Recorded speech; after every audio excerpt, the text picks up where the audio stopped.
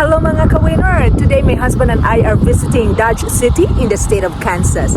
This place is historically known for its famous saloons, boothill, and outlaws, not to mention the popular TV series Gunsmoke. Please come along and we will have fun. How did Dodge City become wild in the olden days? Well, this is the question I keep bugging my husband, so he brought me here to find out myself, and I would love to share with you my discoveries. Dodge City is a historically significant community, especially during the period of American frontier known as the Wild West. The distance of this wild frontier town from our residence in Mississippi is over 800 miles. We just drove, so we spent more than 14 hours in the road to get in here. We spent the night in a decent hotel and woke up early in the morning to explore the city. And you know who was the first one we bumped into? Meet my friend Matt Dillon, the U.S. Marshal of Gunsmoke. Yay! We finally met our idol Matt Dillon of Gunsmoke. Gunsmoke is the fave TV series of my husband and me as well, running for 2 decades from 1955 to 1975.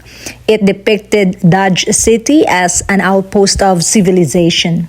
Marshal Matt Dillon was featured in this one of the most popular TV series of its time here in America. This life-size bronze statue of James Arness in real life was unveiled on July 2017 next to the Visitor Center on Wyatt Earp Boulevard. Look how tall James Arness is. My husband stands 6'1" and he is 6'7". Dodge City is located in the southwestern part of the Sunflower State, Kansas. It is named after Fort Dodge and serves as the seat of Ford County. It was founded in 1871 when a rancher named Henry Sittler built a house west of Fort Dodge on the Santa Fe Trail. Sittler's house quickly became a stopping point for travelers. 3 years after, it got incorporated and had its own local government. This Amtrak stop was built in 1898 and is the largest depot still standing in the state of Kansas. This is a 2-story red brick Richardsonian Romanesque style structure. The Santa Fe Railroad reached Dodge City, and its importance as a division point on the railroad can't be overemphasized. The station underwent renovation several times and is now used for other purposes as well. In 2000, the depot was placed on the National Registry of Historic Places. See how long this freight train that travels across Dodge City? I have never seen anything longer than this.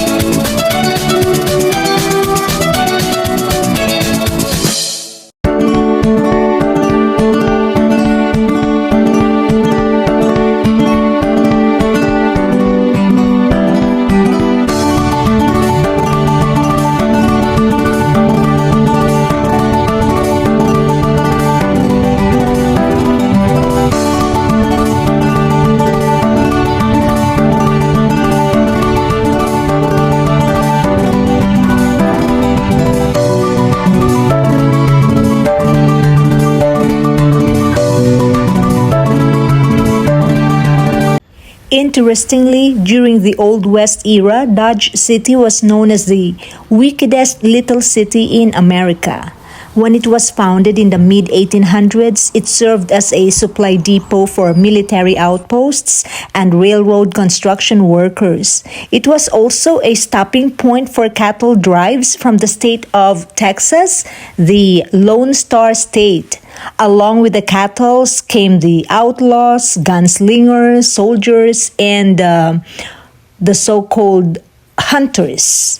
Lawmen like Wyatt Earp, Bat Masterson, Doc Holliday, they were serving as lawmen in the city and had a very tough job.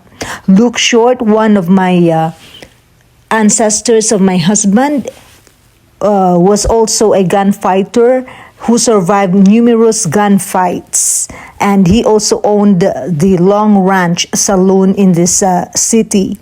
So the street was filled with gunfighting, prostitution was widespread, and of course, there were excessive gambling and drinking. Numerous victims of shootings were laid to rest in Boot Hill Cemetery. The reason it was called Boot Hill was because they died with their boots on. The Boot Hill Museum is one of the many wonders of Kansas history and major attraction of Dodge City. This historical museum provides the visitors with an interactive experience of the old Wild West. This Boot Hill Distillery is one of the first ever craft distillery in town. What's more interesting is the building is located on top of the original Boot Hill Cemetery. As a cattle country, the steaks here are not only cheaper than anywhere else, but is also the best.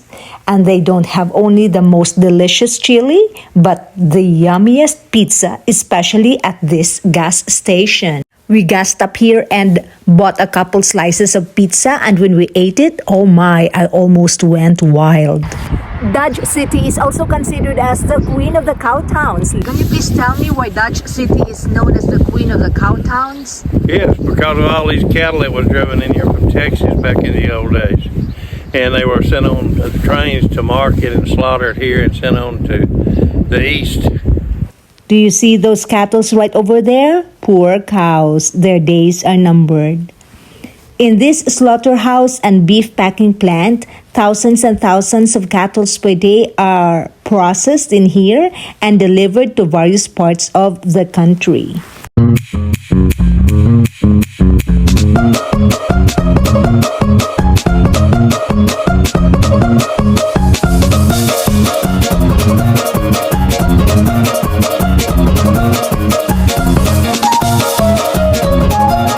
This cowboy and the cow are both made of horseshoe.